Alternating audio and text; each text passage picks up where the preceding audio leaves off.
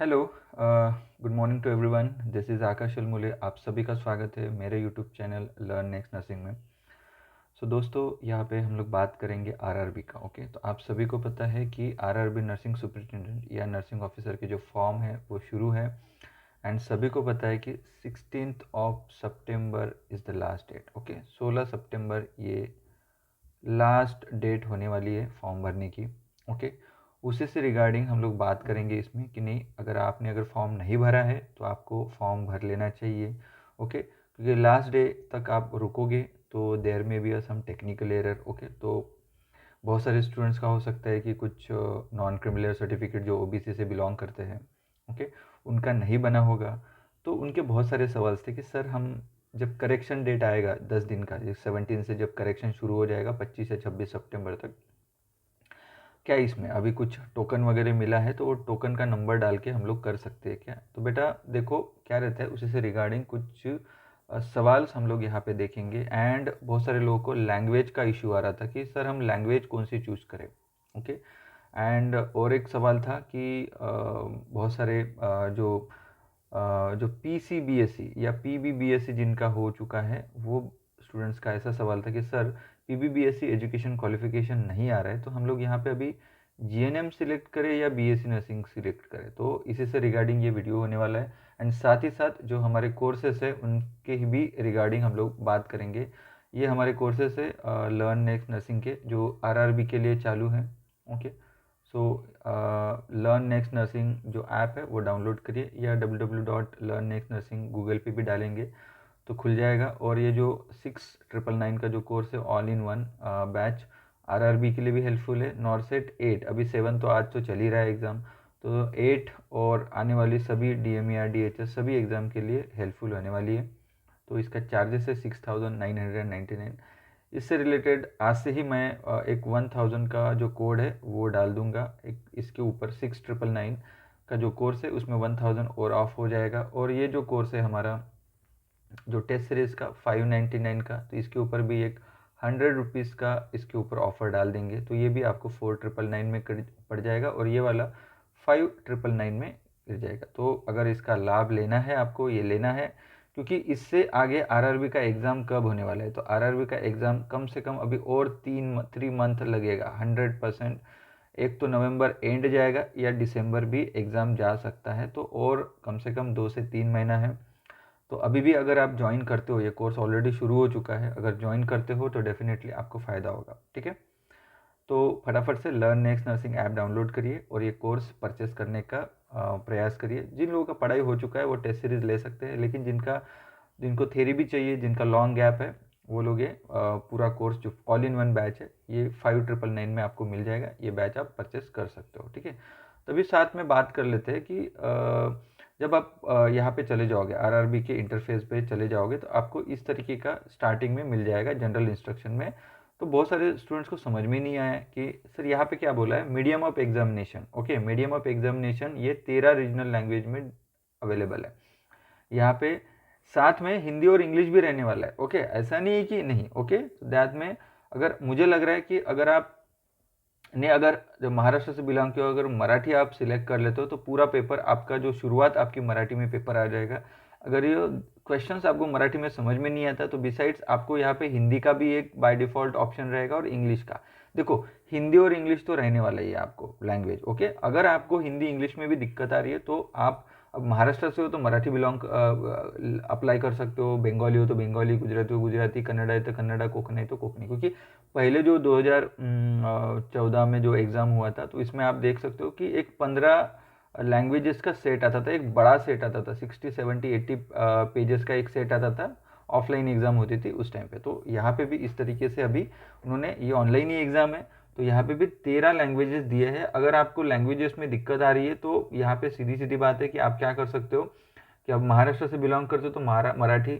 Okay, Malayali, अगर आप केरला से बिलोंग करते हो तो मलयालम, कन्नड़ा, कोंकणी, जो भी लैंग्वेज है आपको जो सूटेबल है वो आप ये कर सकते हो। लेकिन मेरा मानना ये है कि पेपर आपने इंग्लिश में ही देना चाहिए, क्योंकि बहुत सारे जो मेडिकल टर्म्स है वो मराठी में या जो रीजनल लैंग्वेजेस में कुछ अलग हो जाते हैं, दिक्कत आ सकती है।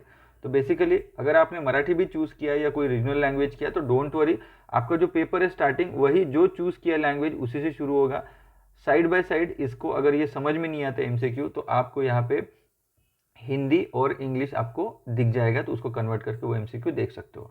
तो मुझे लग रहा है कि जो लैंग्वेज का इशू है वो अभी क्लियर हो गया है यहाँ पे। ओके ठीक है।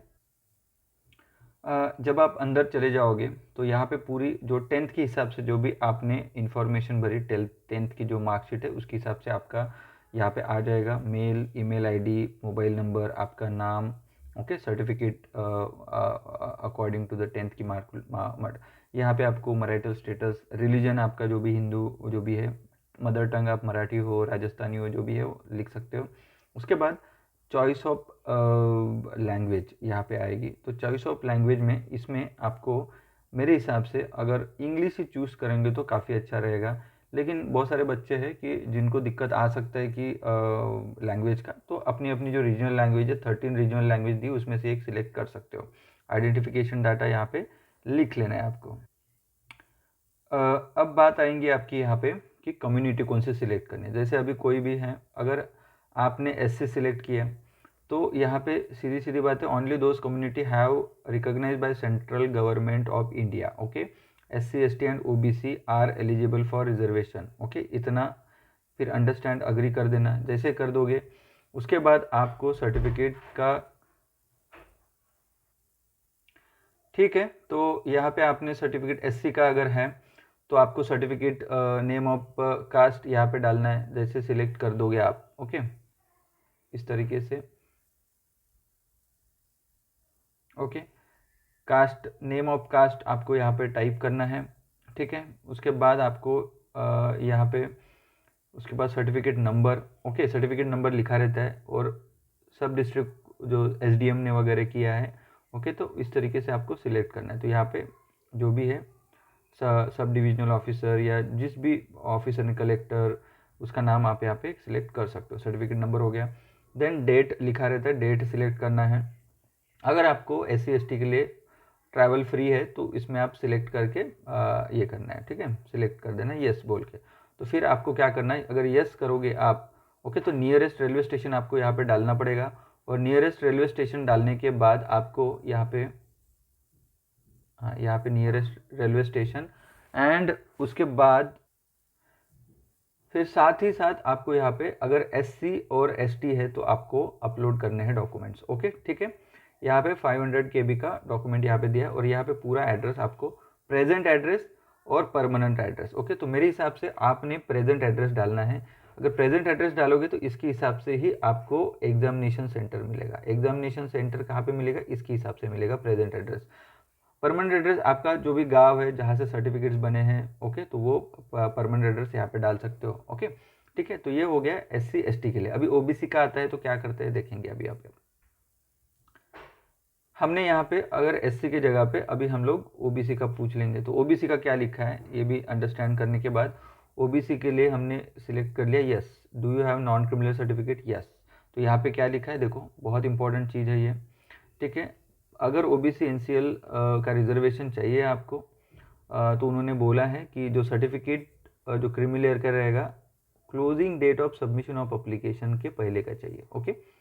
तो ध्यान में रखना क्लोजिंग डेट क्या है, 16 सितंबर, ओके। तो उसके पहले की सर्टिफिकेट चाहिए। अब बहुत सारे स्टूडेंट बोल रहे कि सर अभी हमारे ऊपर टोकन नंबर है या पुरानी है, हम लोग डाल के कर दे क्या, तो भाई ये तो गलत हो जाएगा, ठीक है। क्योंकि जब आपका डीवी होगा, ओके, जब आपका डीवी होगा, अगर आपका नंबर लग गया तो आपको फिर यहाँ से निकाल के क्या करेगा, ओरिजिनल सर्टिफिकेट ओबीसी एनसीएल का आपको दिखाना पड़ेगा, ओके। और साथ ही साथ सेल्फ डिक्लेरेशन भी आपको देना है कि आप क्रीमी लेयर सर्टिफिकेट से बिलोंग करते हो या नहीं, क्योंकि एनसीएल सर्टिफिकेट में ही लिखा रहता है। और साथ ही साथ और एक फॉर्मेट है, मैंने उस दिन दिखाया था, वो फॉर्मेट भी आपको भर के अपलोड कर देना था, ठीक है। तो ये हो गया।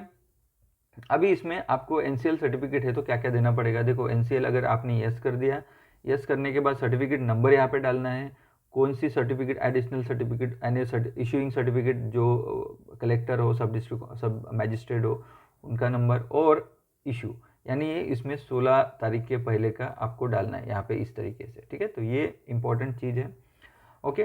सेम EWS वाले के लिए भी सेम हो जाएगा, जैसे आप EWS सिलेक्ट करोगे तो EWS के लिए भी सेम सर्टिफिकेट नंबर। ओके, तो सीधी बात है, जो SC ST है उनको सर्टिफिकेट अपलोड करना है, OBC को सर्टिफिकेट नंबर डालना है। बट आप बोलोगे कि नहीं सर अभी मैं ये कर दूंगा बाद में ऐसे करूंगा तो क्या होगा, तो नहीं, उस टाइम पे बहुत दिक्कत आ जाएगी।